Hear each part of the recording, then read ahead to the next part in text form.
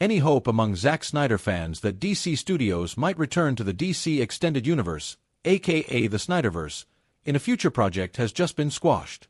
Welcome to Stats In. If you're just joining us, please subscribe and don't forget to turn on notifications bell for more video. Please like, share and subscribe for more. Peacemaker made a clean break from the DCU in the Season 2 premiere, with studio head James Gunn settling the continuity debate in the simplest of ways. Instead of Snyder's Justice League, Peacemaker crossed paths with a Justice Gang, consisting of Nathan Fillion's Guy Gardner, Isabella Merced's Hawkgirl, and Eddie Gathaigi's Mr. Terrific, and David Corenswet's Superman and Millie Alcock's Supergirl. Mr. Terrific, Superman, and Supergirl replace Cavill's Man of Steel and Gadot's Wonder Woman as the silent, shadow cameos, while Fillion's Guy and Merced's Hawkgirl are the ones to get annoyed with Peacemaker instead of the Flash and Aquaman. The first season of Peacemaker aired in early 2022 on HBO Max, setting John Cena's first post-The Suicide Squad adventure firmly in the DCU. The show's DCU connections were further strengthened when most of Snyder's Justice League lineup, Henry Cavill's Superman, Ezra Miller's The Flash, Jason Momoa's Aquaman, and Gal Gadot's Wonder Woman, showed up too late at the end of Season 1 to help Peacemaker. While Superman and Wonder Woman remained in the shadows, the scene featured a brief back-and-forth between The Flash and Aquaman, with Miller and Momoa reprising their respective roles. In the 3 years since Peacemaker's Season 1 finale, Gunn came aboard to co-lead DC Studios with Peter Safran. The DCU was concluded in 2023 with Aquaman and the Lost Kingdom, and the new DC Universe was launched with Creature Commandos and Superman. Cena made an uncredited cameo in the latter as Peacemaker, marking his first appearance in the DCU. In the lead-up to Peacemaker Season 2, some fans wondered how Gunn would address Peacemaker going from the DCU to the DCU, with some wondering if the multiverse would be used. In the end, all Gunn did was begin the Season 2 premiere, The Ties That Grind, with a Season 1 recap that retconned the Justice League from existence and replaced them with the Justice Gang, thus ending any hope Snyder fans might still have had of Gunn continuing Snyder's world. Gunn's decision to reshoot parts of the Season 1 finale of Peacemaker for the recap montage at the start of Season 2 is perhaps the best continuity explanation yet for what from the DCU is still canon in the DCU. The DC head has repeatedly explained that no DCU movie or series is canon in the DCU, but Gunn has also said that certain events from those movies might have also happened in the new universe, leading to some confusion within the fandom. The Season 1 recap effectively closes the door on Gadot's Wonder Woman, Miller's Flash, Momoa's Aquaman, and any other superhero introduced during the DCU, like Ben Affleck's Batman, Ray Fisher's Cyborg, and Zachary Levi's Shazam, from returning in the DCU, paving the way for new iterations to be introduced in due time. The next episode of Peacemaker Season 2, A Man Is Only As Good As His Bird, premieres on HBO Max on August 28th. Superman has been reminding moviegoers of DC's greatness in theaters. Welcome to Stats In. If you're just joining us, please subscribe and don't forget to turn on notifications bell for more video. Please like, share and subscribe for more. The film is closing in on the $500 million mark at the box office and shows no signs of slowing down anytime soon. Even when you leave the theater, you'll most likely see a ton of Superman merchandise on store shelves, including action figures from McFarlane Toys.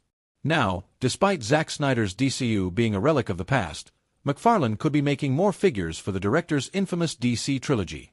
While Snyder's DC trilogy and the wider DCU films like The Flash, Aquaman, and Shazam aren't that beloved, they did get a lot of merchandise over the years. This included physical media releases, Funko Pops, and action figures. Since 2020, the main contributor of the latter has been McFarlane Toys. They've made figures for Wonder Woman 1984, Zack Snyder's Justice League, Shazam, Fury of the Gods, Aquaman and the Lost Kingdom, and Blue Beetle. However, over the last year, the popular toy company has gone back to the early days of the DCU to make new figures for Batman vs. Superman. This wave featured multiple Batman figures, like Nightmare Batman, Wonder Woman, and a 2-pack depicting Superman's final battle with Doomsday. This crowdfunding campaign is the first time Snyder's DC Trinity will be depicted in black and white, just like the previously mentioned Justice is Gray cut of his 4-hour-long version of Justice League. McFarlane Toys Store has just unveiled their 4th crowdfunding campaign for their club drawing board.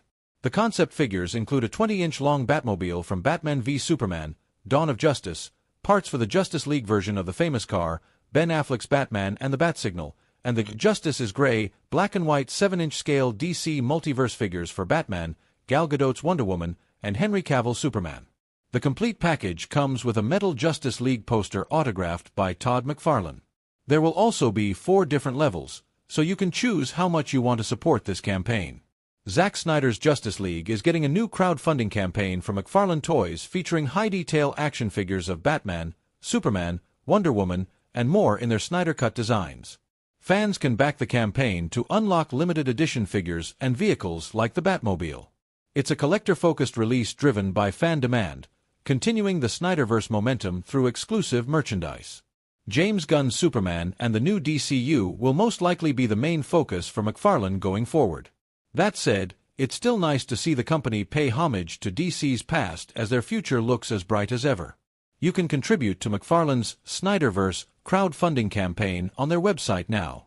However, if you're in the mood for more DC after Superman, you can currently stream Man of Steel, Batman v Superman, and Zack Snyder's Justice League on HBO Max. Zack Snyder Justice League isn't irrelevant and for only guys living in their mom's basements.